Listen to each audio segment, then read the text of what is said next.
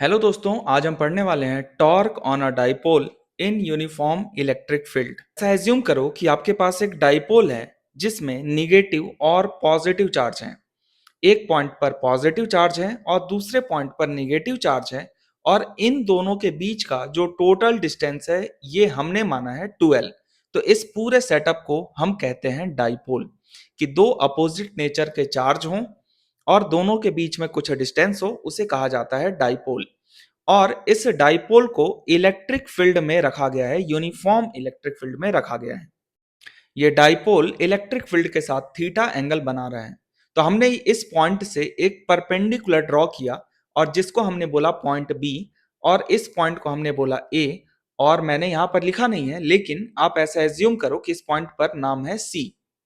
तो अगर मैं इस ट्रायंगल में राइट एंगल ट्रायंगल में साइन थीटा का यूज कर लूं, तो sine theta is equal to होता है परपेंडिकुलर अपॉन हाइपोटेनियस। तो परपेंडिकुलर देखो भाई आपका हो जाएगा बीसी, अपॉन हाइपोटेनियस आपका हो जाएगा ए सी।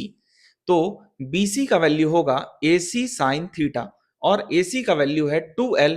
तो BC का वैल्यू हो गया 2L साइन थीटा। आगे चल के हम इस चीज का यूज करेंगे।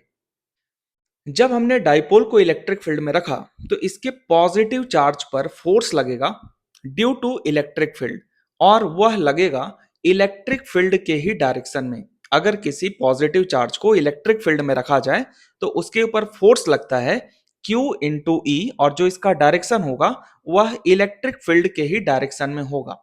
सेम उसी तरीके से जो निगेटिव चार्ज है, इस निगेटिव चार्ज के ऊपर भी फोर्स सेम लगेगा Q इंटू ई, चार्ज इंटू इलेक्ट्रिक फील्ड, लेकिन यह अपोजिट डायरेक्शन में लगेगा, इलेक्ट्रिक फील्ड के अपोजिट डायरेक्शन में।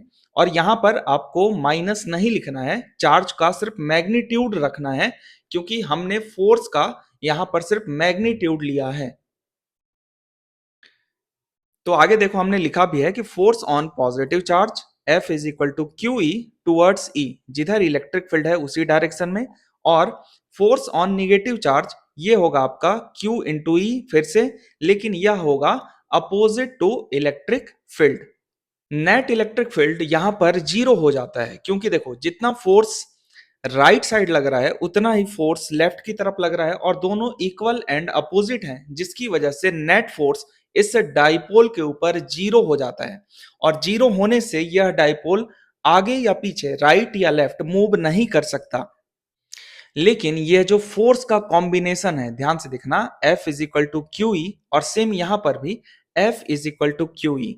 ये दोनों अपोजिट डायरेक्शन में है, तो अपोजिट डायरेक्शन में होने की वजह से इस डाइपोल को ये रोटेट कर देंगे। ठीक है, ये दोनों फोर्स मिल करके डाइपोल को क्या कर देंगे, रोटेट कर देंगे, जिसकी वजह से यहां पर टॉर्क डेवलप होगा। तो अब हम निकालेंगे कि टॉर्क ऑन डाइपोल। तो टॉर्क के मैग्नीट्यूड का फॉर्मूला होता है फोर्स इंटू परपेंडिकुलर डिस्टेंस।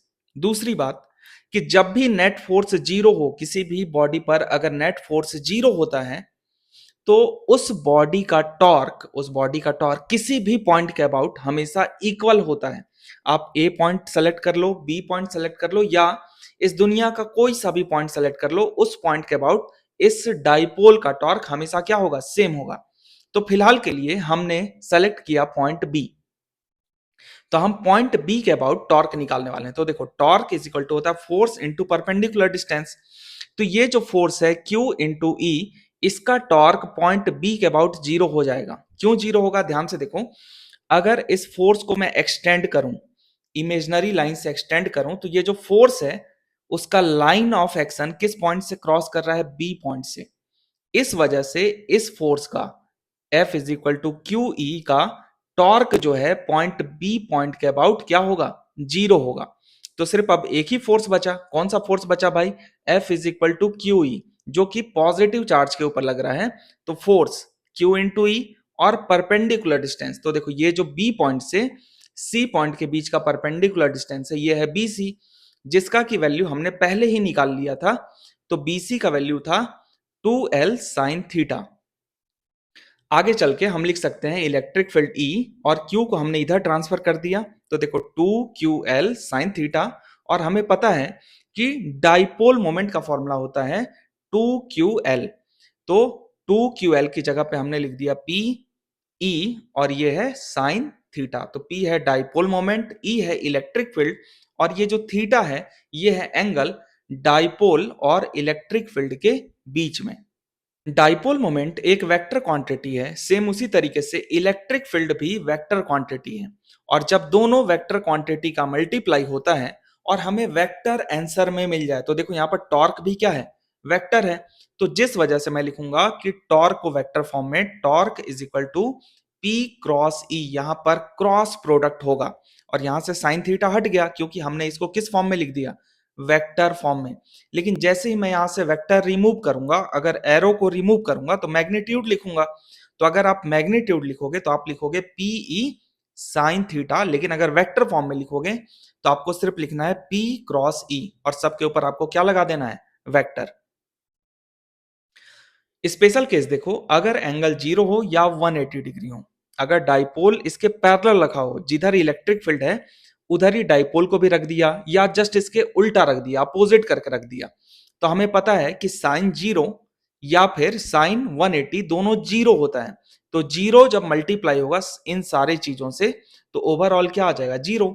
तो इस समय पर मिनिमम टॉर्क होगा जो कि इक्वल होगा 0 के। लेकिन जब डाइपोल 90 डिग्री पर होगा, ये डाइपोल है मान लो, तो इलेक्ट्रिक फील्ड से अगर ये 90 डिग्री बना रहे हैं तो उस समय पर साइन 90 का वैल्यू होता है 1 और टॉर्क मैक्सिमम होगा पीई साइन थीटा और साइन थीटा का वैल्यू कितना हो गया, 1। तो मैक्सिमम टॉर्क हुआ P इंटू ई। तो अगर इलेक्ट्रिक फील्ड यूनिफॉर्म है तो ये डाइपोल क्या करेगा, ऐसे गोल घूमेगा, इसके ऊपर एक टॉर्क लगेगा, ये आगे या पीछे ऐसे मूव नहीं कर सकता। लेकिन अगर ये नॉन यूनिफॉर्म इलेक्ट्रिक फील्ड होता तो ये डाइपोल ऐसे गोल भी घूमता, मतलब इसके ऊपर टॉर्क भी लगेगा और साथ में इसके ऊपर आगे या पीछे एक नेट फोर्स भी लगता। धन्यवाद, मिलते हैं नेक्स्ट वीडियो में।